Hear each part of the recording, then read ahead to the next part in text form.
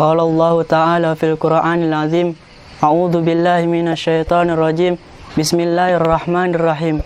Wahaikum bisalamil atir. Assalamualaikum warahmatullahi wabarakatuh. Alhamdulillah. Alhamdulillahilladzi tafaddala alaina bi rasuli wa habibi Muhammadin afdalil hudati ila sabili wa amarna bi tawkirihi wa birri wa tabjili wa farada alaina mahabbatahum kama jaa fi tanzili. Allahumma salli wa sallim ala sayyidina mursalin wa ala alihi wa sahbihi ajma'in. Rabbi israh li sadri wa yassir li amri wa hlul 'uqdatam min lisani yafqahu qawli. Amma ba'd. Ma'asyiral hadirin rahimakumullah. Segala puji syukur kita kehadiratnya Allah Subhanahu wa taala, yang mana Allah Subhanahu wa taala senantiasa memberikan nikmatnya kepada kita semua sehingga kita masih bisa bersama di sini.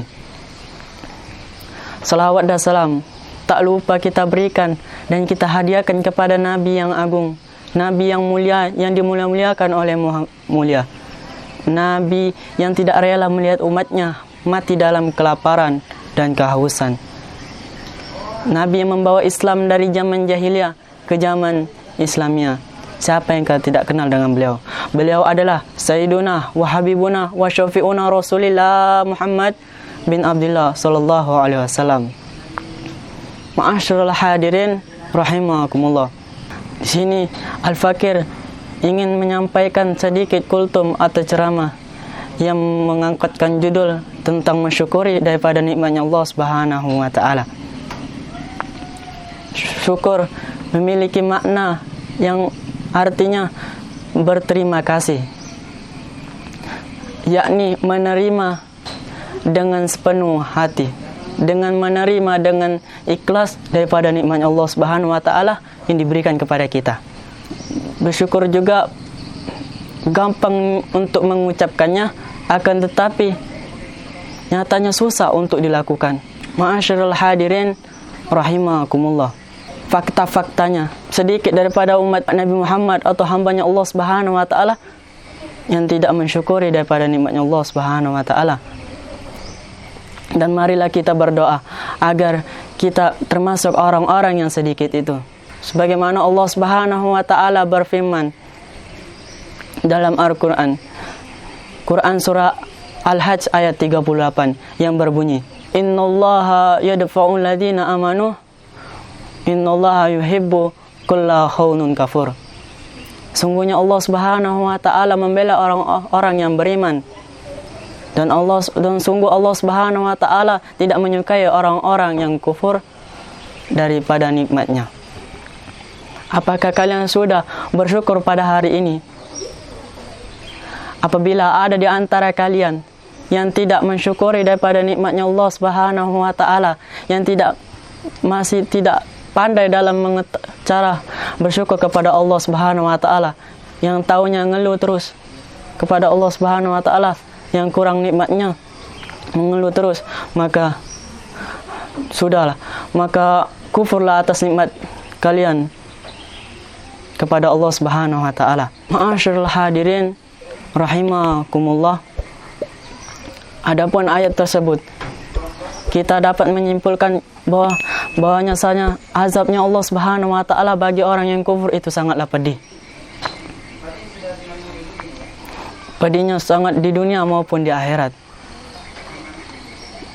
Maka kita harus mensyukuri daripada nikmatnya Allah Subhanahu wa taala sebagai hambanya Allah Subhanahu wa taala dan umatnya Nabi Muhammad SAW. Kita harus mensyukuri daripada nikmatnya Allah Subhanahu wa taala. Maka jikalau kita tidak menyadari bahwasanya Allah Subhanahu wa taala terus-menerus mengasihi kita, nikmatnya kepada kita semua, walaupun kita sedikit daripada kita mensyukuri, tapi masih tetap Allah Subhanahu wa taala memberikan kepada kita nikmatnya. Walaupun ada yang mengatakan walaupun air di dunia ini menjadi tinta penanya, walaupun ranting-ranting dunia ini menjadi batang penanya, walaupun kertas pepohonan dunia ini menjadi kertasnya, maka belum tentu akan menghitung daripada nikmatnya Allah Subhanahu wa taala. Sekian banyak nikmat Allah Subhanahu wa taala diberikan kepada kita, maka marilah kita bersama untuk bersyukur kepada Allah Subhanahu wa taala. Ma'asyiral hadirin rahimakumullah. Bagaimana Allah Subhanahu wa taala berfirman dalam Al-Qur'an.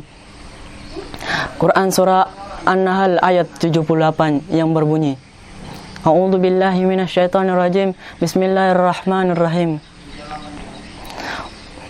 Wallahu akhrajakum min butuni ummahatikum la ta'lamuna syai'a wa ja'alakum sam'a wal absara wal afida la'allakum tashkurun.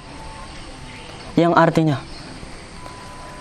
sungguhnya Allah Subhanahu wa taala mengeluarkan kamu dalam perut ibumu dan kalian tidak tahu apapun, dan Allah Subhanahu wa taala memberikan pendengaran dan penglihatan kepada kalian dan memberikan hati nurani agar kalian bersyukur kepada Allah Subhanahu wa taala.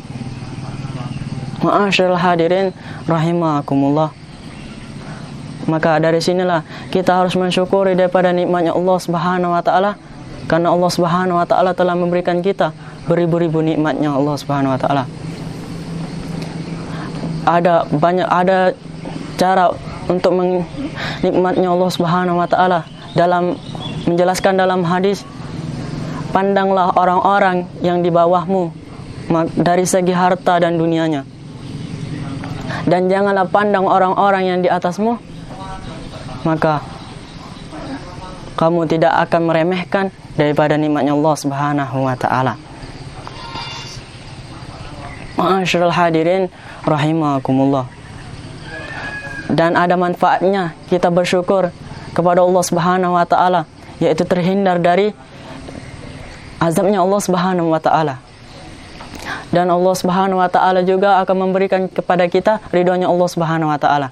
Dan juga jikalau kita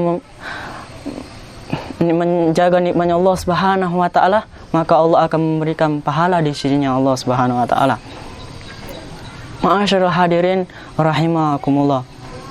Sebelum ana mengakhiri kultum ceramah ini, maka ana akan mengenalkan diri. Perkenalkan, nama Al-Fakir Abdurrahman, alamat dari jalur Jembatan 1 Blok F, alumni Pondok Pesantren An-Najah yang telah melanjutkan, yang sudah 3 tahun melanjutkan di Pondok Pesantren Arya 13 Ulu Palembang, yang dipimpin oleh Al-Habib Umar bin Abdullah Al-Habsyi.